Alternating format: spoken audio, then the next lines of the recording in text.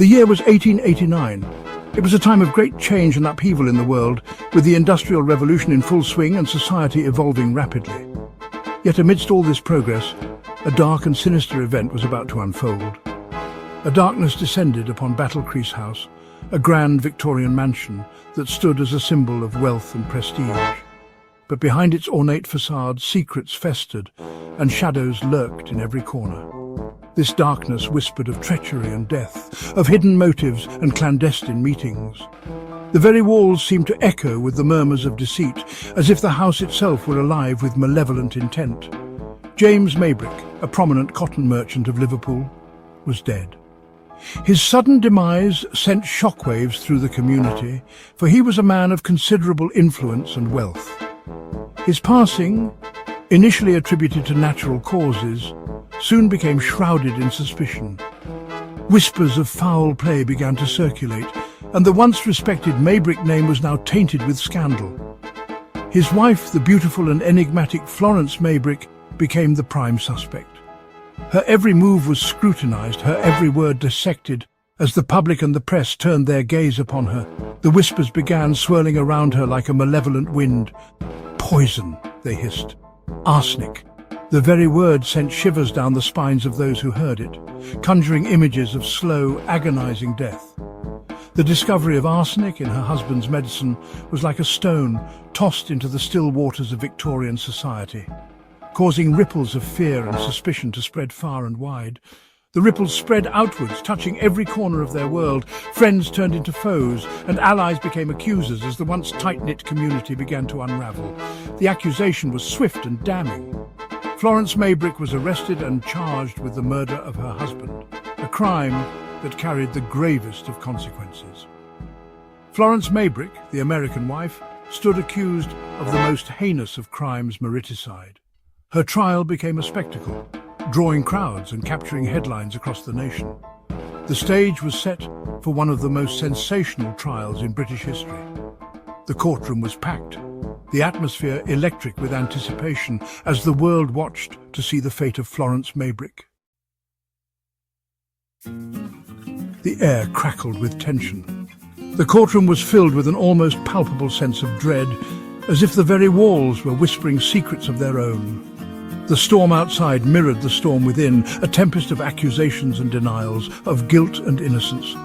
The charge was murder by poison, and the alleged poison was arsenic. This was no ordinary case. It was a tale of betrayal and deceit, of love turned sour and trust shattered. The courtroom buzzed with whispers, each person speculating about the dark events that had led to this moment. Arsenic, the silent killer, the insidious destroyer lurking in the shadows, leaving no trace but its deadly handiwork. It was a poison that had been used for centuries, a favourite among those who wished to kill without being caught. Its effects were slow and painful, a cruel death that left its victims in agony.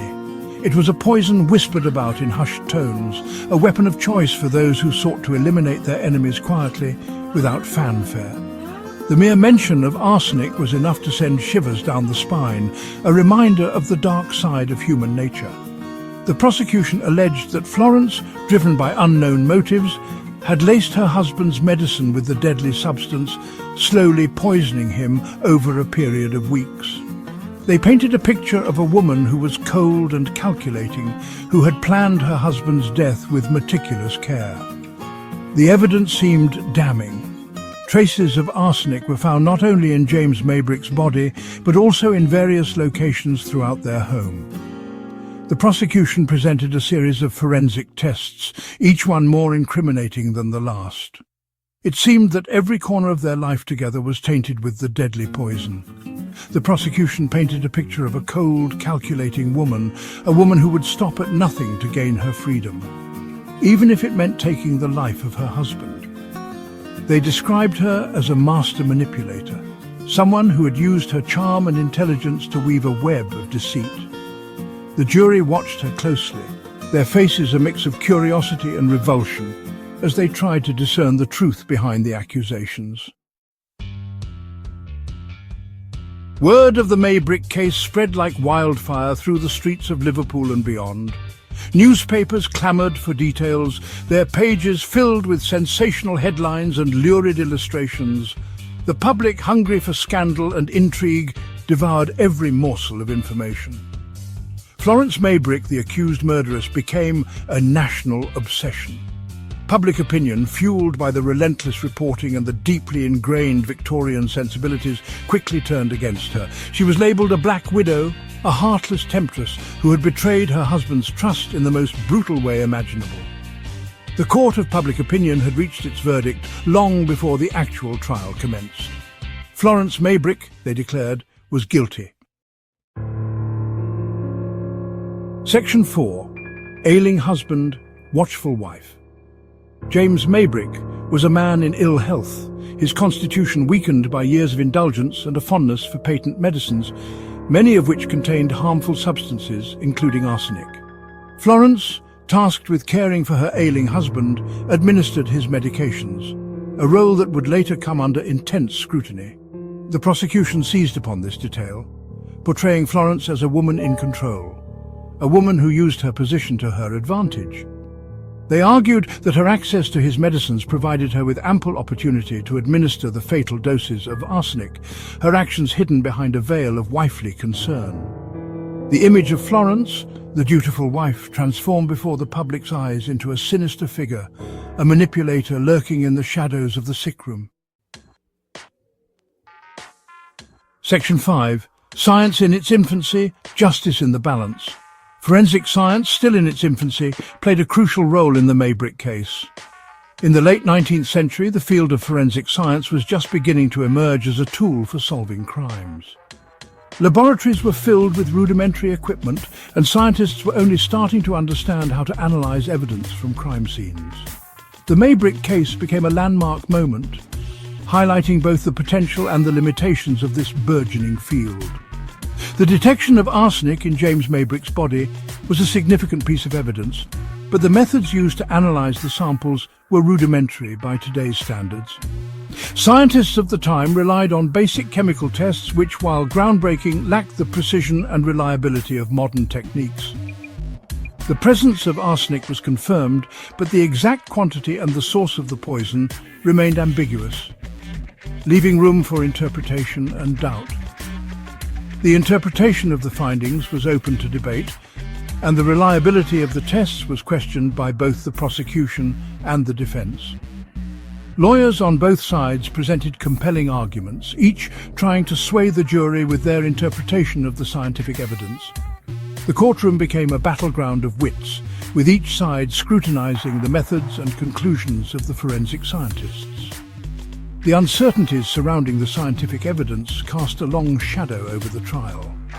The jury was left to grapple with the complexities of the case, trying to discern the truth amidst conflicting testimonies and inconclusive evidence. The weight of their decision was palpable as the life of Florence Maybrick hung in the balance. Was it possible that James Maybrick had ingested the arsenic through his own use of patent medicines? During that era, many over-the-counter medicines contained arsenic, a common ingredient believed to have medicinal properties.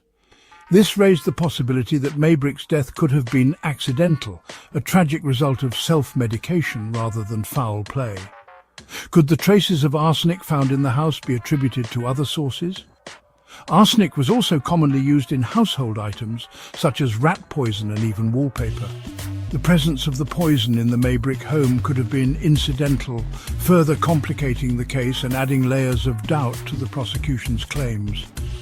These questions lingered in the courtroom, their answers elusive. The jurors were tasked with sifting through the murky waters of early forensic science, trying to piece together a coherent narrative from the fragmented and often contradictory evidence presented to them. The fate of Florence Maybrick, it seemed, rested on the interpretation of this imperfect science. Her future was inextricably linked to the jury's understanding and acceptance of the forensic evidence, a daunting task given the nascent state of the field. The trial underscored the critical role that science would come to play in the pursuit of justice, even as it highlighted the challenges and uncertainties that accompany its use. Section 6. The Trial of Florence Maybrick, a spectacle of guilt and innocence. The trial of Florence Maybrick commenced in July of 1889, captivating the nation and drawing crowds eager to witness the unfolding drama. The courtroom became a stage. The prosecution and defense engaged in a battle of wits, their every word scrutinized by the judge, the jury, and the public alike. The prosecution presented their case with unwavering conviction, painting a picture of a loveless marriage, a wife driven to desperation, and a crime motivated by greed and a desire for freedom. The defense, in turn, fought tirelessly to refute the accusations, highlighting inconsistencies in the evidence and raising doubts about the reliability of the forensic analysis.